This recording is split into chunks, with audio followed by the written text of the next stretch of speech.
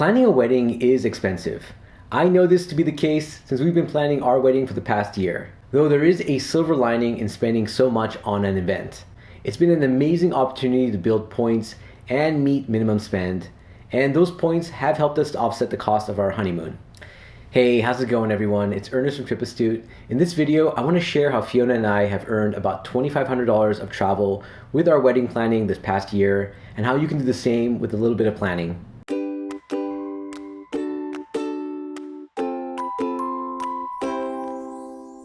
I realize that not everyone is planning a wedding, but you probably know someone who is. And if you're planning any special event, this video will probably be relevant to you as well. Fiona and I are getting married this weekend and heading out for our 2-week honeymoon afterwards.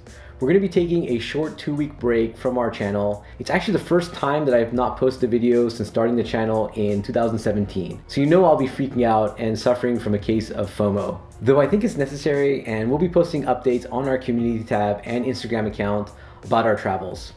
We're doing a road trip to visit 7 different national parks, so you know I'll still be working on getting footage for future videos, even if you don't see a new video on this channel for the next 2 weeks. As I mentioned earlier, planning a wedding is expensive. The average cost of a wedding in the US is $30,000. If you can find ways to capture points from the experience, it could be enough to offset the cost of your next trip or even your honeymoon. In fact, our wedding has come out to about $35,000, so I'll show you a high-level breakdown of our cost and estimated points that we earned. Before we get started, if you're new here, welcome to our channel. TripASuit is a travel channel that is focused on sharing ways to make travel easier, affordable, and more enjoyable. Traveling can be stressful and expensive, so we're looking for ways to help you maximize your experience through travel tips, points and miles, and innovative gear. If that sounds interesting to you, please consider subscribing. For the sake of simplicity, I've broken up wedding costs into 3 big categories: food, beverage, and venue, gift, clothing and supplies, and service and vendors. The reason I combine food and beverages with the venue is because these costs are often from the same place, like a restaurant or hotel. Obviously, everyone's situation will be different, but I'm basing this video on my personal experience. Starting with the food, beverages, and venue, this accounts for about 50% of our wedding cost.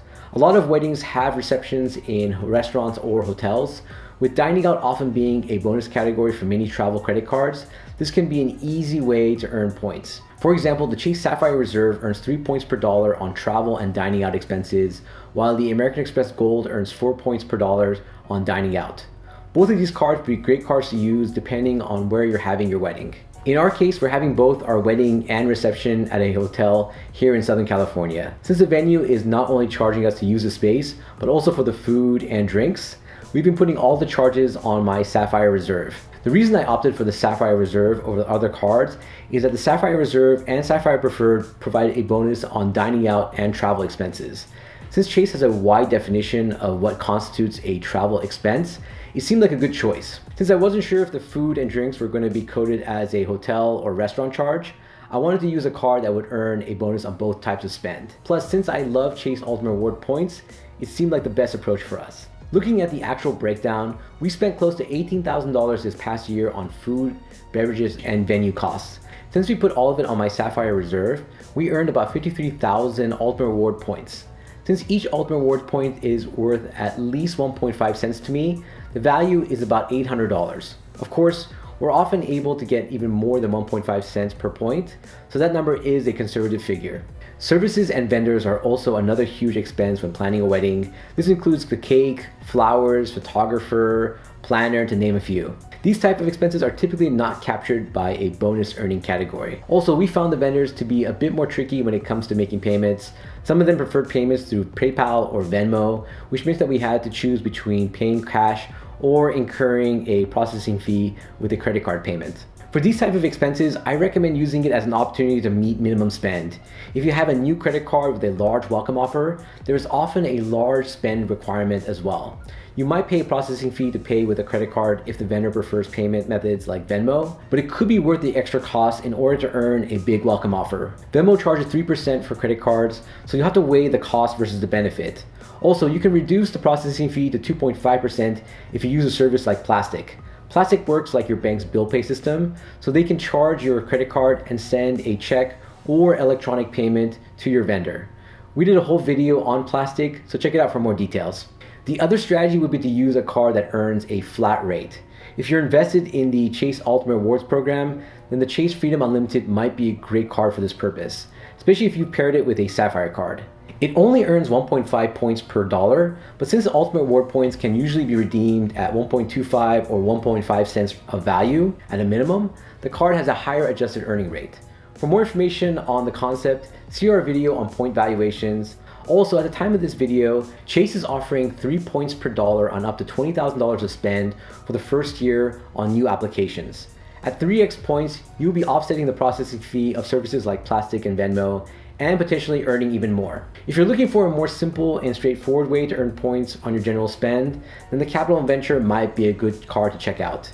You'll earn 2 points per dollar. Since each point is worth 1 cent, you're earning a flat rate of 2%. This can then be used toward travel expenses using Capital One's purchase eraser tool, or even transferred to travel partners. And if you're just interested in cash back, then a card like the Citi Double Cash might be the way to go.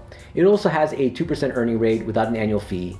You might be wondering why you would even bother getting the Capital One Venture over the Citi Double Cash, since it earns the same rate. Keep in mind that the Capital One Venture does include additional travel protections and benefits, along with a global entry reimbursement. Also, the annual fee is waived in the first year for the Venture cards. In our case, we had a mix of cards that we used for this category. Though for simplicity's sake, we bucketed the majority of these charges on Fiona's Capital One Venture card. She got this card late last year, so we used these expenses to help her meet the minimum spend. When Fiona applied, Capital One had a welcome offer of 75,000 points.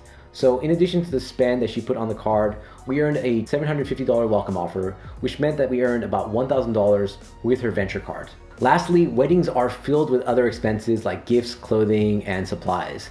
This includes things like attire, rings, stationery, and other gifts.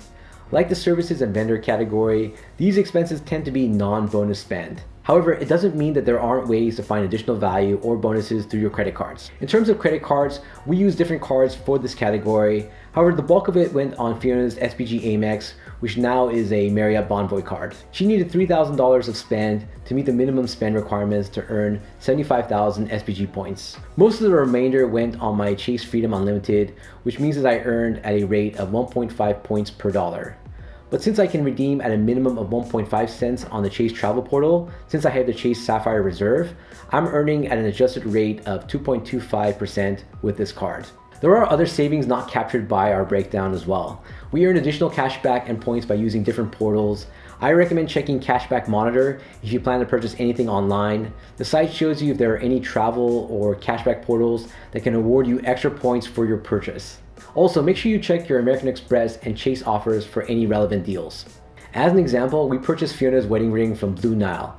We originally looked at local jewelry stores, but I felt that the prices were all over the place and we were getting all sorts of conflicting advice. We liked that Blue Nile offered more transparency without trying to upsell us. When I looked online at the time, Cashback Monitor showed that Top Cashback was offering 5% back on purchases from Blue Nile. I also noticed that American Express had an offer for $100 back after spending $600 or more on a piece of jewelry. So I essentially combined both of the offers.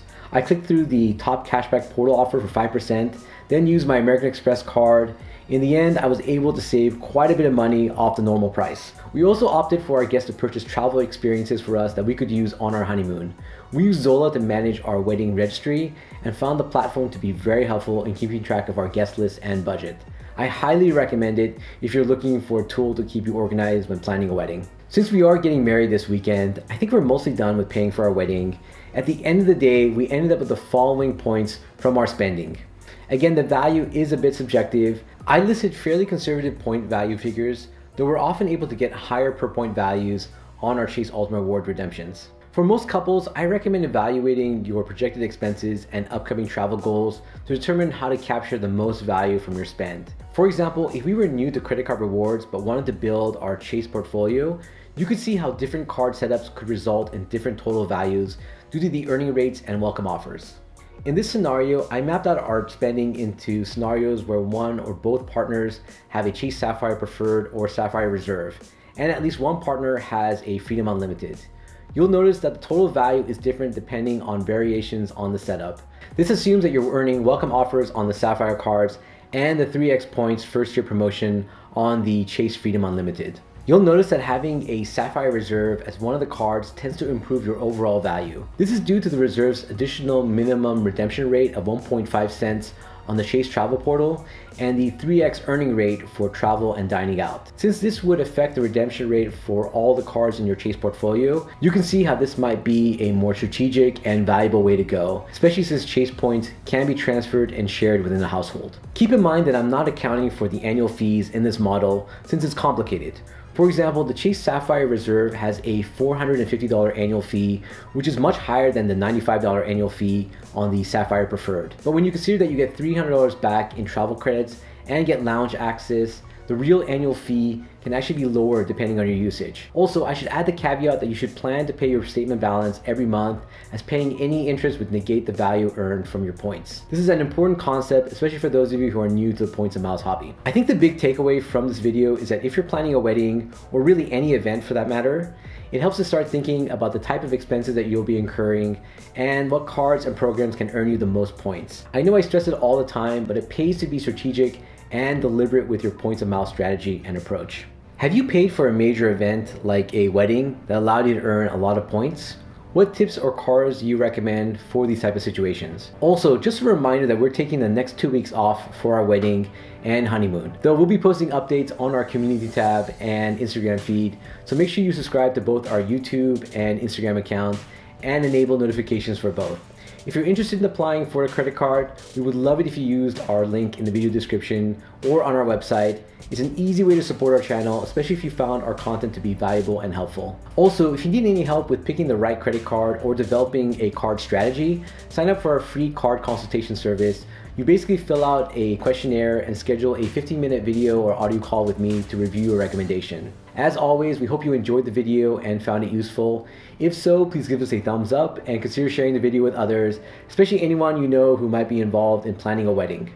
It really helps us with growing our channel and community. Until next time, travel safe and travel smart.